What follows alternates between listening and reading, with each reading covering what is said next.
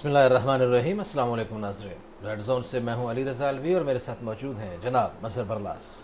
خواتین حضرات، آپ کی خدمت میں اسلام حسب سابق حسب روایت پاکستان کے لیے دعا۔ اللہ تعالی ہمارے اس عظیم وطن کو سلامت رکھے، یہ وطن ترقی کرے، یہاں خوشحالی ہو، امن چین اور سکون ہو۔ جی الوی صاحب، کیا خبریں؟ آج یوم جلسہ جلوسی تھا، جلسے بہت زیادہ ہوئے اور قوم ان جلسوں کو سن رہی تھی، دیکھ رہی تھی۔ ان کے جلسے بھی تھے جن کو بارہا آزمایا جا چکا، ان کے جلسے بھی تھے جن کو ایک بار آزما لیا، اور ان کے جلسے بھی تھے جو الزامات لگا رہے ہیں، ان کے جلسے بھی تھے جو الزامات جھیل رہے ہیں، ان کے جلسے بھی تھے جو سازش کے بیانیے کے پیچھے چھپ رہے ہیں، ان کے جلسے بھی تھے جو سازش کے بیانیے کا سامنا کر رہے ہیں۔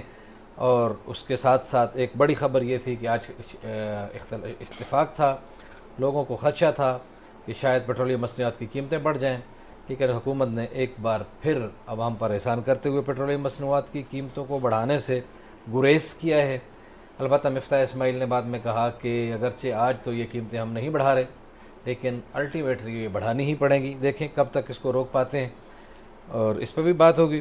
اور سیاسی صورتحال، جو سیاسی پاور شو وغیرہ ہو رہے ہیں، اس میں عوام سب کو بھرپور طریقے سے دیکھ رہی ہے آگے کیا حکمت عملی ہونے چلی جا رہی ہے، کیا الیکشنز کی جو بات کی جا رہی ہے، جو مطالبے کیے جا رہے ہیں وہ پورے ہوندے ہوئے دکھائی دے رہے ہیں، یا یہ ایک وارم اپ کال ہے، یہ سارا سلسلہ کیا ہے۔ سارے پہلوؤں کا جائزہ لینے کی کوشش کریں گے۔ اور اس سے پہلے کہ مظہر برلاس صاحب کی طرف بڑھیں، آج اسد عمر نے جو بات کی معیشت کے حوالے سے کہ پاکستانی معیشت جو ہے کہاں پہنچ چکی ہے اور کیا خطرناک صورتحال جو ہے اس کا سامنا کر رہی ہے، پہلے اسد عمر کی گفتگو سناتے ہیں، پھر اس میں تبصرہ کرتے ہیں۔ جی اسد عمر۔ معیشت کے ایکسپرٹس یہ کہہ رہے ہیں کہ پاکستان کی وہ صورتحال پہنچ جائے جو شری لنکا کے صورتحال جہاں پہ پہنچی بھی ہے۔ پاکستان مہینوں نہیں، پاکستان ہفتوں دور ہے۔ مفتاح اسماعیل دیکھ رہے ہیں شہباز شریف کی طرف، شہباز شریف دیکھ رہے ہیں اسحاق ڈار کی طرف، اسحاق ڈار دیکھ رہے ہیں نواز شریف کی طرف، نواز شریف دیکھ رہے ہیں آصف زرداری کی طرف، اور آصف زرداری پتہ نہیں کس کی طرف دیکھ رہے ہیں۔ قرضے لینے کے بغیر تو کوئی چارہ نہیں ان کے پاس بچا۔ سعودی عرب گئے ہاتھ خالی، یو اے ای گئے ہاتھ خالی، آئی ایم ایف سے ہاتھ خالی، چائنا سے ہاتھ خالی۔ مفتاح، اب تو پاکستان میں شاید کوئی بچہ بھی نہیں بچا ہے۔ اس نے آپ کا وہ بیان نہ دیکھا ہو کہ 137 روپے پیٹرول کون پاکستان میں افورڈ کر سکتا ہے۔ فیصلہ کرنے جاؤ گا نا مفتاح، یہ یاد رکھنا بیان، جلد از جلد الیکشن کال کراؤ اور پاکستان کی مستقبل کے فیصلے پاکستان کی عوام کے ہاتھ میں چھوڑ دیں۔ جی مظہر برلاس صاحب، ایک طرف معیشت کی بات کر رہے ہیں اور یہ کہہ رہے ہیں کہ معیشت اتنی تباہ ہو چکی ہے کہ سری لنکا والی صورتحال، اللہ نہ کرے خاکم بدہن کہ ایسی صورتحال پاکستان کے ساتھ ہو، لیکن بہرحال صورتحال خراب ہے۔ ایک طرف کہتے ہیں اتنی ہے، اور یہ بات مہینوں کی نہیں ہے، ہفتوں کی ہے۔ ساتھ ہی کہتے ہیں الیکشن کراؤ، جبکہ ماہرین معیشت کہتے ہیں کہ بھائی ملک بچاؤ، الیکشن کی پھر بعد میں دیکھیں گے۔ آپ کیا کہتے ہیں؟ دیکھیے، بطور پاکستانی جیسا آپ نے کہا، میری بھی اور کروڑوں پاکستانیوں کی بھی یہ خواہش ہے کہ ہمارا ملک جو ہے وہ سری لنکا کی طرح نہ بنے۔ ہم دعا گو ہیں، ہمارا ملک ہے، ہماری دھرتی ہے، اور اسد عمر صاحب پتہ نہیں کیوں ڈرا رہے ہیں ان کو۔ اب گزارش یہ ہے کہ دوسری بات ان کی ٹھیک ہے کہ موجودہ حکومت کو قرضے نہیں مل رہے، یہ بات درست ہے، مگر گزارش یہ ہے کہ اس ساری دلدل سے نکلنے کا کوئی حل تو ہو۔ اب جب یہ حکومت ختم ہوئی ہے اسد عمر والی، تو جو نئی حکومت آئی ہے وہ کہتے ہیں جی معیشت کا بیڑا غرق کر کے چلے گئے۔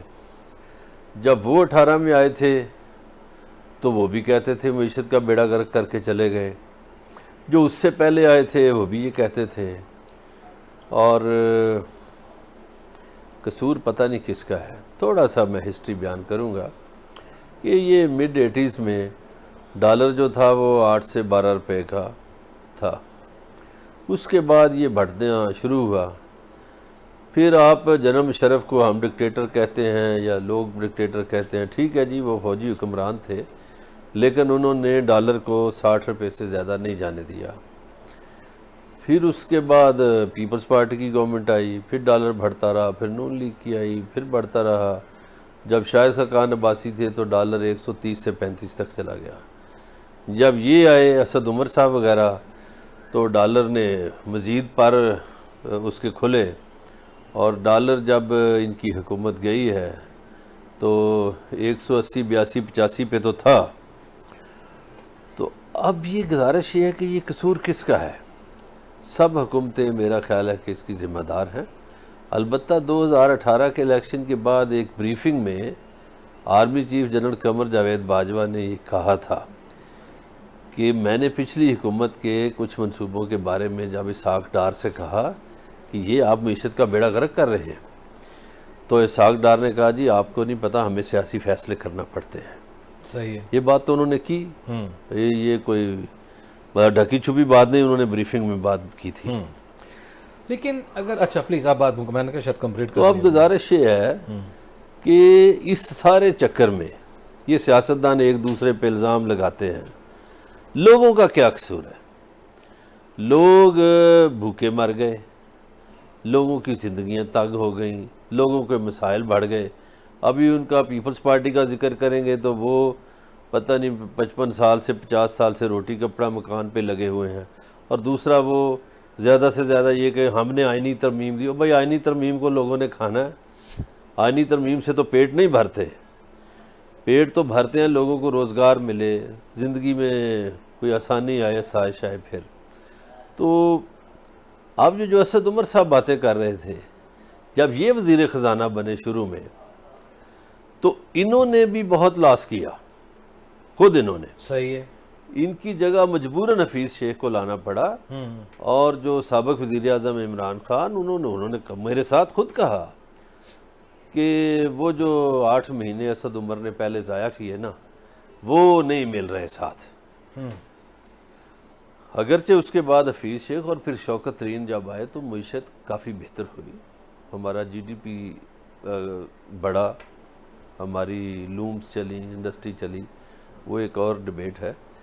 لیکن یہ ہے کہ اسد عمر صاحب کو خود بھی تو دیکھنا چاہیے نا کہ انہوں نے کیا کیا تھا. صحیح جی، اسد عمر صاحب کو دیکھنا چاہیے انہوں نے کیا کیا. لیکن یہ ایک بات پہ زور دے رہے ہیں اور آپ نے بھی وہ بات کی کہ ان کو قرضے نہیں مل رہے. قرضوں کے حوالے سے آج انہوں نے یہ بھی کہا کہ کیونکہ یہ اس طرح کے کچھ معاہدے کر کے گئے ہیں جو ہم سے ہر صورت میں IMF منوانا چاہتی ہے اور ہم وہ ماننے کے لیے تیار نہیں ہیں، اور اسی وجہ سے شاید لیت اللال کا معاملہ ہو رہا ہو. کیونکہ آگے جو بات کی ہے مفتاح اسماعیل نے وہ میں بعد میں چل کے اس پہ ذکر بھی کروں گا اور وہ بات سناؤں گا بھی کہ کیا کیے. لیکن آپ کو کیا لگتا ہے اسد عمر کی بات کے جواب کے حد تک فی الحال جو یہ ہمارا موضوع ہے کہ انہوں نے اتنے ہی قرضے لے لیے، اور یہ بھی ہوا کہ 30 جون 2018 تک پاکستان کا کل قرضہ 24,952 ارب روپے تھا. لیکن انہوں نے اپنے دور اقتدار میں 20,000 ارب کے اور قرضے لے لیے. یعنی کل پاکستان کے 71 برس میں جتنا قرضہ لیا گیا اس کا 80% انہوں نے اکیلے اس حکومت میں لے لیا. ماضی میں ترقیاں بھی ہوئیں، ڈیم بھی بنے، سڑکیں بنی، موٹر ویز بنے، ہاسپٹلز بنے. ان کے تو کارنامے میں کوئی بھی ترقیاتی کام نہیں ہے. نہیں علوی صاحب، اس میں ایک بات آپ بھول گئے ہیں. وہ بات یہ دیکھیے کہ انہوں نے قرضہ اتارا کتنا ہے.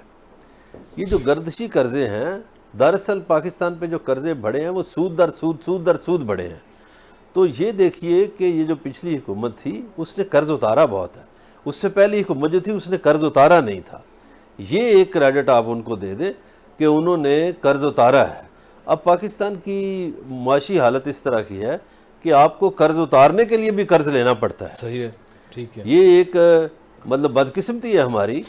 اور پھر ہمارے جو ایک بات طے ہے، ہمارے جتنے بھی حکمران ہیں وہ نہیں سوچتے، اپنی چادر کے مطابق پاؤں نہیں پھیلاتے.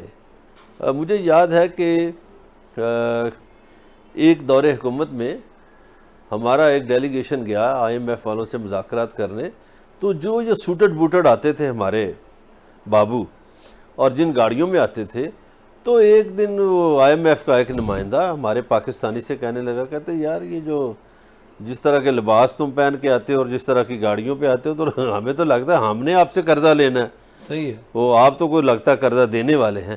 یہ بات ہمیں سوچنی چاہیے. ہمیں اب عللوں تللوں سے باز آنا چاہیے. جو ہماری معیشت ہے اس کے مطابق چلنا چاہیے.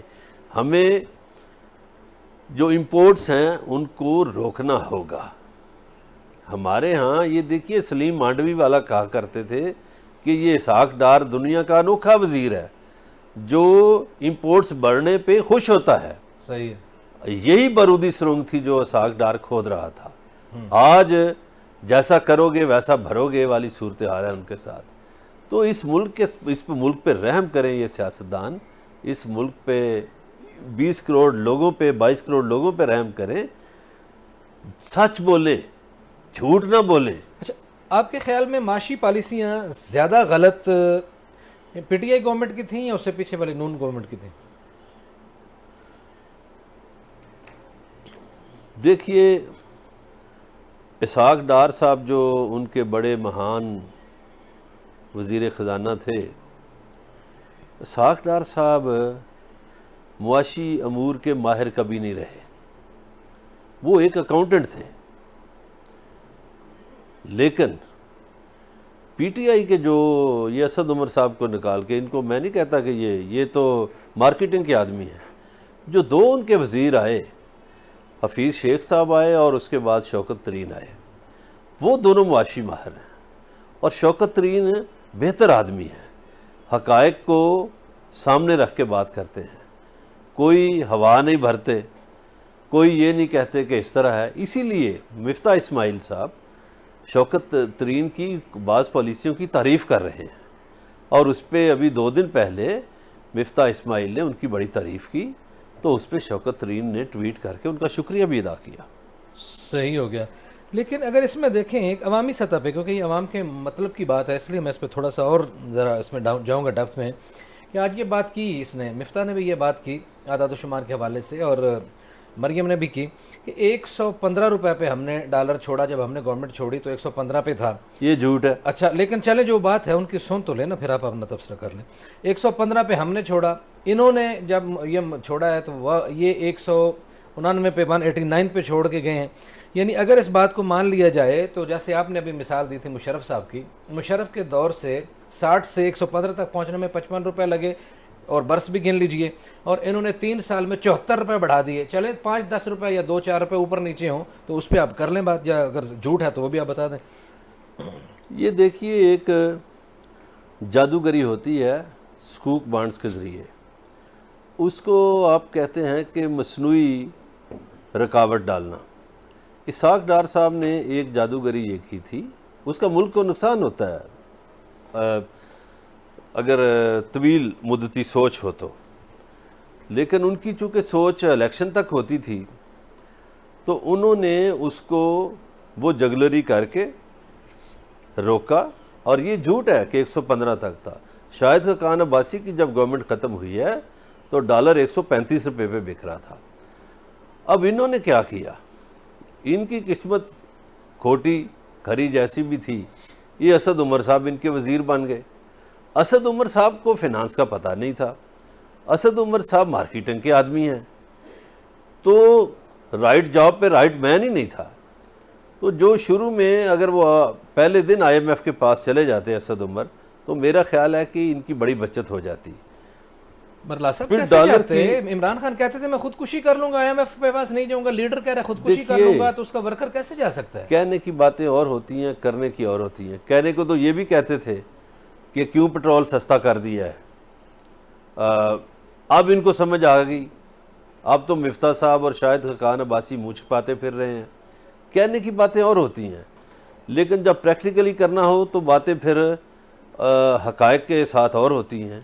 تو میرا خیال ہے یہ جو باہر بیٹھ کے باتیں کرتے ہیں نا ہمارے پولیٹیشین, وہ اور ہوتی ہیں, جب انہیں پریکٹیکلی کرنا پڑتا ہے تو وہ حقائق اور صحیح. اصل المیہ ہی یہ ہے کہ یہ جب باتیں کرتے ہیں اور ان باتوں کو انتخابی باتیں قرار دیتے ہیں اور لوگوں کی طرف تسلیوں کی باتیں کرتے ہیں, تو ان باتوں سے پیٹ نہیں بھرتا, اور ان باتوں سے سفید پوش طبقہ جو ہے اس کی زندگی آسان نہیں ہوتی, وہ جہنم بنتی چلی جاتی ہے. لیکن جب پریکٹیکل امپلیمنٹیشن کی بات آتی ہے تو پھر وہی باتیں وہ کر رہا ہوتا ہے جو پچھلا حکمران کر رہا ہوتا ہے. نون لیگ والے پہلے وہی کر رہے تھے, عمران خان کرٹیسائز کر رہے تھے PTI میں, پھر عمران خان برسر اقتدار ہے تو نون والے وہی کر رہے تھے. آج پھر یہ نون والے اور پیپلز پارٹی آئی ہے تو پھر عمران خان وہی کر رہے ہیں. لیکن ہم کہاں کھڑے ہیں, عوام کہاں کھڑی ہے, 22 کروڑ عوام جن کی فرنچائز کے نام پہ یہ برسر اقتدار آتے ہیں. ان باتوں کا جواب دیا آج مفتاح اسماعیل نے, انہوں نے بھی پریس کانفرنس کی, اسد عمر کی باتوں کا جواب دیا بہت ساری کا. کوئی ایک آدھ ٹکڑا ہم آپ کو سناتے ہیں تاکہ ہم آگے بات بڑھائیں, اس پہ تبصرہ کریں. جی مفتاح اسماعیل. منسٹر صاحب کو اپنی طرف سے پرائم منسٹر صاحب سے میری بات چیت ہوئی ہے. مجھے یہ پتا ہے کہ آج وہ پرائس بڑھانے کے موڈ میں نہیں ہے. مجھے انہوں نے کہہ دیا کہ مفتاح آج میں پرائس نہیں بڑھاؤں گا. شوکت ترین جو وعدہ کر کے گئے تھے IMF سے, عمران خان کی وزیر نے سبسڈی 0 ہوگی, 30 روپیہ لیوی لگے گی, اور وہ سبسڈی اور لیوی لگنے کے بعد 17% ٹیکس لگے گا. ہم یہ نہیں کریں گے. عوام جو ہے وہ مزید بوجھ برداشت کرنے کے متحرک نہیں. ہم IMF سے جا کے بات کرتے ہیں اور ہم اس کا کوئی بیچ کا راستہ نکالتے ہیں. ہم پیٹرول نہیں بڑھا رہے, اگر ہم بڑھائیں گے تو بھی ہم گناہگار, نہیں بڑھاتے تو بھی ہم گناہگار. وہ عمران خان صاحب یہ بارودی سرنگ بچھا کے گئے. 22 بلین کہاں چھوڑ کے گئے تھے مجھے بتا دیں نا, پتا تو بتائیں.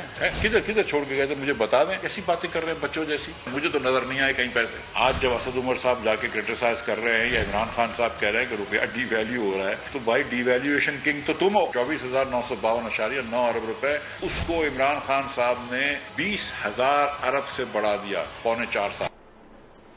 جی مظہر برلاس صاحب, سبسڈی پہلی بات سے ہم شروع کر لیتے ہیں. جی سبسڈی انہوں نے کہا IMF کے ساتھ ایگریمنٹ کیا, سبسڈی 0 کر دیں گے, 1 روپے کی بھی سبسڈی نہیں دیں گے. بات صرف سبسڈی تک نہیں روکیں گے, 30% لیوی بھی لگائیں گے, پھر اتنا بھی نہیں روکیں گے, آگے 17% ٹیکس بھی لگائیں گے, اور اس کے بعد پھر جو معاملہ ہے یہ معاہدہ کر کے آئے ہیں اور یہی بارودی سرنگ بچھا کے آئے ہیں پاکستان کی معیشت کے لیے بقول مفتاح اسماعیل کے شوکت ترین صاحب. آپ کیا کہتے ہیں؟ یہ صرف بقول مفتاح اسماعیل صاحب کے ہی ہے نا. یہ وہی آدمی ہیں جو چند دن پہلے IMF کے ساتھ مذاکرات کر رہا تھا اور قرآنی آیات کی تصحیح کر رہا تھا. یہ ٹافیاں بیچتے بیچتے معیشت دان بن جاتے ہیں لوگ. گزارش یہ ہے کہ صرف ان کے کہنے پہ ہم مان جائیں. بھائی آپ تو خود IMF کے نمائندے ہیں, کس نے ان کو وزیر خزانہ بنوایا ہے یہ بتائیں نا. یہ IMF کے خود نمائندے ہیں. اور یہ آج جو تیل بڑھانے کی کی بات کی ہے وہ شہباز شریف کسی اور موڈ میں ہے. وہ سیاسی پروگرام شاید چینج ہونے والا ہے. چلیں جی ٹھیک ہے, یہ سیاسی پروگرام شاید چینج ہونے والا ہے اور اس لیے تیل کی قیمتیں نہیں بڑھائیں. لیکن بہرحال جنہوں نے آج رات 12 بجے تک کے لیے لائنوں پہ لگ کے پیٹرول خریدنا تھا اور یہ خطرہ تھا کہ 21 روپے یا زیادہ اس سے بڑھ جائے گا, تو یقیناً چند گھنٹوں کے لیے ہی انہیں کچھ نہ کچھ سکون تو میسر ہوا. بات چیت کا سلسلہ جاری ہے, ہمارے ساتھ رہیے گا. ملتے ہیں بریک کے بعد.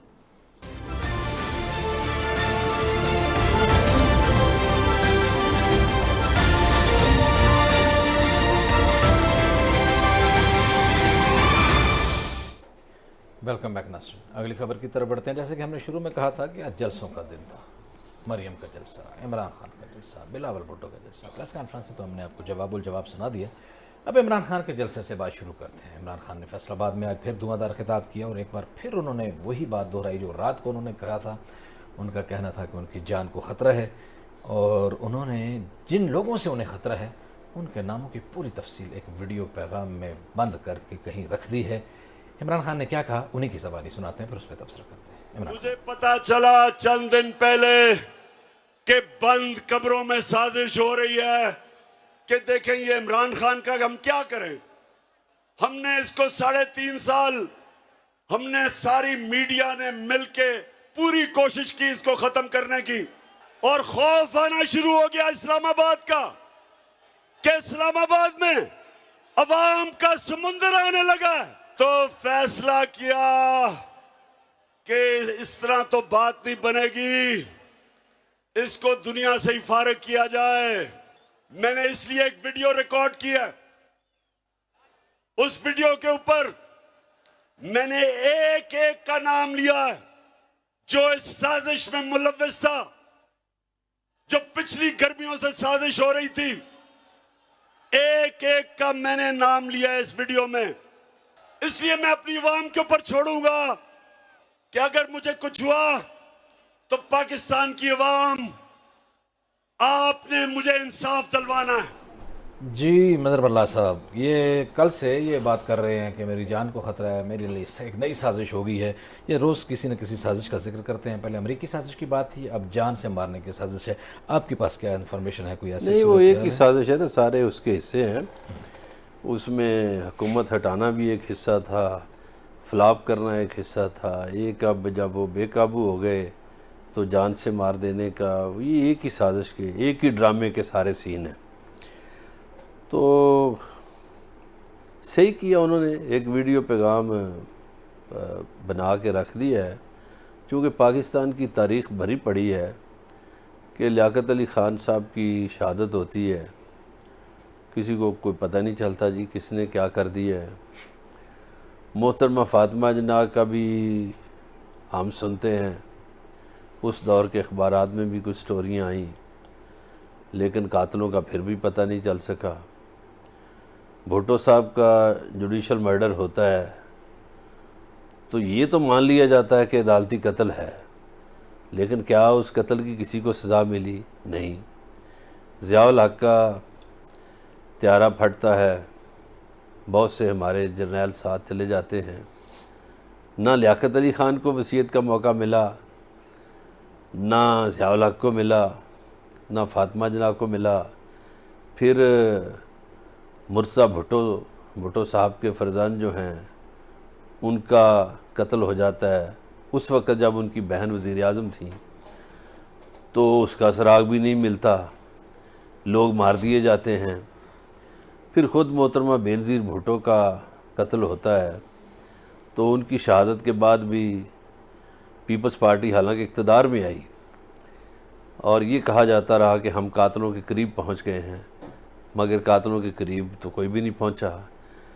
تو یہ انہوں نے ایک احتیاطاً اچھا کام کیا ہے، تاکہ ہو سکتا ہے ان کو شک ہو کئی لوگوں پہ کہ کون کون۔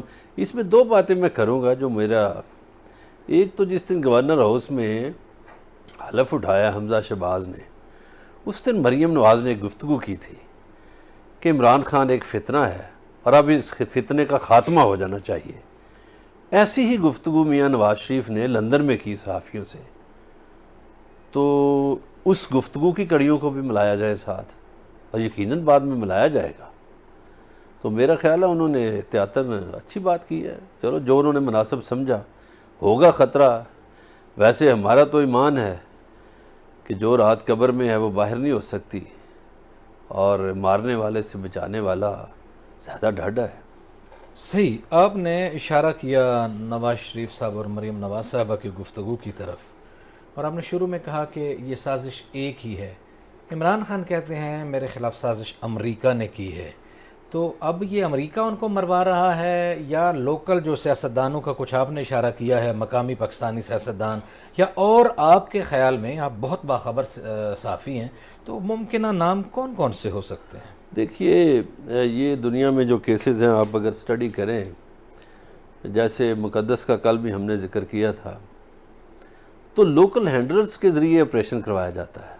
کرواتی تو ظاہر ہے بیرونی طاقتیں ہیں، سامراجی قوتیں ہیں، لیکن جب تک لوکل ہینڈلرز نہیں ملتے اس وقت تک تو آپریشن نہیں کامیاب ہو سکتا۔ تو ظاہر ہے لوکل ہینڈلرز ملے، ان کا نام بھی عمران خان بار بار لے رہے ہیں، تو میرا خیال ہے کہ میں تو نام نہیں کسی کا لے سکتا کہ انہوں نے کس کا نام لکھا ہے، یہ تو نہیں پتہ ہے۔ جن پہ شک ہوگا ظاہر ہے انہوں نے اپنے مخالفین کے نام لکھے ہوں گے۔ ٹھیک ہے جی، جو انہوں نے نام لکھے ہوں گے وہ پھر جب اللہ نہ کرے ان کے ساتھ کوئی ایسا ہو، تو بہرحال مریم نواز آج ان کے لیے دعائیں دیتی رہیں، ان کے لیے انہوں نے دعائیں کی، انہوں نے کہا کہ میں دعا کرتی ہوں کہ اللہ تمہیں لمبی زندگی دے، اور انہوں نے یہ کہا کہ جب تمہارا امریکی سازش والا بیانیہ پٹ گیا ہے تو تم ایک نیا سازشی بیانیہ لے کے آگے ہو، اور اس طرح کی کوئی بات نہیں ہے۔ اور انہوں نے اور بھی بہت ساری باتیں کی۔ انہوں نے کیا کہا، مریم نواز کی بات سناتے ہیں آپ کو، پھر اس پہ تبصرہ کرتے ہیں۔ عوام کی ہمدردیاں سمیٹنے کے لیے ایک اور جھوٹ گڑھ کے لے آیا، کہتا ہے پاکستانیوں میری جان کو خطرہ ہے۔ جب تک تم حکومت میں تھے، کرسی پر بیٹھے رہے، عوام پر قیامت توڑتے رہے، تب تک نہ کوئی خط تھا، نہ کوئی سازش تھی، اور نہ تمہاری جان کو خطرہ تھا۔ آج جب عوام تم سے تمہارا رپورٹ کارڈ مانگتی ہے، گجرات کی عوام جب تم سے تمہاری 4 سال کی کارکردگی کا حساب مانگتی ہے، تو تمہارا دامن خالی ہے۔ خان صاحب، آپ کہتے ہیں کہ آپ نے ویڈیو ریکارڈ کرا کے رکھ دی ہے، جس میں آپ نے بتایا ہے کہ کون کون آپ کے قتل کی سازش میں شامل ہے۔ تو خان صاحب، اللہ نہ کرے ہم اپنے بدترین دشمن کے لیے بھی موت کی دعا نہیں کرتے۔ اللہ کرے کہ تم زندہ رہو और नवाज शरीफ की कामयाबियां देखो। जी, उन्होंने दुआ की कि अल्लाह करे आप ज़िंदा रहें और नवाज शरीफ की कामयाबियाँ देखें, और भी कुछ चीज़ें गिनवाई, वो फिर आगे बात करते हैं। अब मरीम नवाज़ के बारे में क्या बात करें जी, ये सर्टिफाइड हैं झूठ बोलने में। सुप्रीम कोर्ट में इन्होंने झूठ बोले थे बहुत से, कभी वो फ़ाउंट ले आती थी, कभी वो जाली कतरी ख़त ले आती थी, कभी कहती थी मेरी पाकिस्तान बैरून मुल्क तो क्या पाकिस्तान में भी कोई जायदाद नहीं है, वो सारी चीज़ें निकल आईं। अब वो नवाज़ शरीफ की कामयाबियाँ अल्लाह करे जी, आए नवाज़ शरीफ साहब आ जाएं, अब तो उनके भाई की हुकूमत है, उनको ले आएँ। सही जी, उनके भाई की हुकूमत है, उनको ले आएँ। लेकिन आज इन्होंने एक और भी बात की, उन्होंने बातें गिनवाई। उन्होंने कहा कि आपने कहा था कि मैं नवाज शरीफ का जेल में एयर कंडीशन बंद कर दूंगा, आपने ये जुल्म किया, ये जुल्म किया, कभी लखपत जेल, कभी फ़लाँ जेल, कभी फ़लाँ जेल। लेकिन जब आप जलसों पे कंटेनर्स पे खड़े होकर नवाज शरीफ को गालियां दे रहे थे और गालियां देते देते आपका पाँव फिसला और आप गिरे, तो नवाज शरीफ वो साहिब ज़र्फ़ शख्सियत है कि वो आपकी इयादत के लिए अस्पताल पहुंच गया था। ये सारे ही देखिए, वो जो कंटेनर से गिरने वाली बात है, वो तो आज भी पीटीआई के लोग उसको साजिश कहते हैं। अब मैंने भी सुनी है ये तकरीर मरीम नवाज़ साहबा की, उन्होंने बहुत से ऐसे जुमले अदा किए जो उनको नहीं करने चाहिए थे। वो रोज़ हम यही कहते हैं कि हमारे सियासतदानों को ऐसी ज़ुबान इस्तेमाल नहीं करनी चाहिए और अच्छी तरबियत लोगों की करनी चाहिए। अवाम इनको ज़ाहिर है फॉलो करते हैं लोग, तो इन्हें चाहिए कि अखलाकियात के मयार जो हैं उनको बरकरार रखें। ठीक है जी। और एक और बात हो रही है जी, फौरी इंतखाबात और निगरान हुकूमत के क़याम के हवाले से कुछ इत्तेहादी जमातों के इजलास वगैरह की भी बात हो रही है। तो इसमें कुछ आज फिर शेख रशीद ने बात की। उनका कहना ये था कि जनाब ये काम फौरी तौर पर होना चाहिए, इसके अलावा कोई ऑप्शन नहीं है। कभी वो 20 मई की बात कर रहे थे, अब उन्होंने दिन तो थोड़े से बढ़ाए हैं, 31 मई तक चले गए क्योंकि 20 मई बहुत करीब आ गई है। उन्होंने क्या बात की, आपको एक जुमले उनके 2-4 जुमले सुनाते हैं, फिर उसके ऊपर तबसरा करते हैं। जी शेख रशीद। डॉलर 200 रुपए का हो जाएगा 31 तारीख तक। इनको 31 मई तक फैसला करना है, कल ही फैसला करना है कि IMF में जाना है या नहीं जाना है। $6 बिलियन रिजर्व कम हो चुके हैं। हमारा सारा मलबा इन पे पड़ गया है, ये उस मलबे तले दब के सियासी तौर पे मर जाएंगे। मुझे अपनी अजीम अफवाज पे नाज है, लेकिन अगर ये मुल्क डिफॉल्ट हो गया तो फिर क्या करेंगे? ये फेल हो गए। नेशनल सिक्योरिटी काउंसिल की मीटिंग में केयर टेकर प्राइम मिनिस्टर पर इत्तफाक करें, शहबाज शरीफ कौम से खिताब करें और निगरान हुकूमत लाएं और घर चले जाएं। अगर इमरान खान को गिरफ्तार करते हैं तो ये मुल्क श्रीलंका बन जाएगा, तो उसमें ये जिम्मेदार होंगे। मैं इलेक्शन डेट से नीचे इमरान खान किसी से बात करने के लिए तैयार नहीं। जी मजहर बल्ला साहब, ये शेख रशीद अहमद साहब इस तरह की बातें बहुत करते हैं, आपको पता है, जलसों में भी करते हैं, प्रेस कॉन्फ्रेंसों में भी करते हैं, धमकियाँ भी देते हैं, और इस तरह की बातें करने में शेख रशीद अहमद साहब मशहूर हैं। अब गुजारिश ये है ब्रेक पे जाना जी कि कितना टाइम है ताकि उसके मुताबिक बात बस की वो अभी जाए। फ़ौरन ब्रेक पे जाना, आप बात जुमला मुकम्मल कर लें। अब ये लंदन में तय हुआ है कि वहाँ एक मुस्लिम लीगी सीनियर जो लीडर हैं, उन्होंने मियाँ नवाज शरीफ से कहा कि मियाँ साहब, जितने हमारे मुखालफ के फॉलोअर्स निकल आए हैं, हम जलसे तो क्या, हम कहीं सड़क किनारे पानी पीने के लिए भी रुके तो लोग हमें मारेंगे। तो अगर पेट्रोल की कीमत बढ़ाई तो हमारा पाकिस्तान में इलेक्शन लड़ना मुश्किल हो जाएगा, लिहाजा हमें जाना चाहिए। सही हो गया जी कि अगर वो कहते हैं कि हम अगर सड़कों पर भी निकल आए तो लोग हमें मारेंगे। लेकिन आज हमने दूसरा तीसरा जो जलसा नून लीग का देख रहे हैं, उसमें भी भरपूर लोग थे। आज भी बहुत ज़्यादा जोशो खरोश भी था नून लीग के जलसे में, हालांकि वो गुजरात में जलसा था और गुजरात को चौधरियों का गढ़ कहा जाता है। बहरहाल क्या सूरत हाल है, वापसी पे इस पर मज़ीद बात करेंगे। हमारे साथ रहिएगा, मिलते हैं ब्रेक के बाद।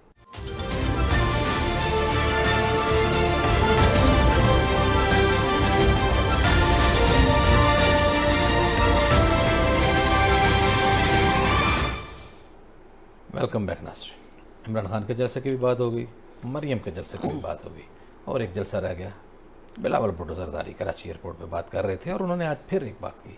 उन्होंने कहा कि गैर आइनी इक़दामात जिन लोगों ने किए हैं, उन मुलव्विस अफराद की निशानदही के लिए एक कमीशन कायम किया जाना चाहिए और वो कमीशन तहकीकात करे इस पूरे क्राइसिस में कौन कौन लोग गैर आइनी इक़दामात करने में मुलव्विस थे।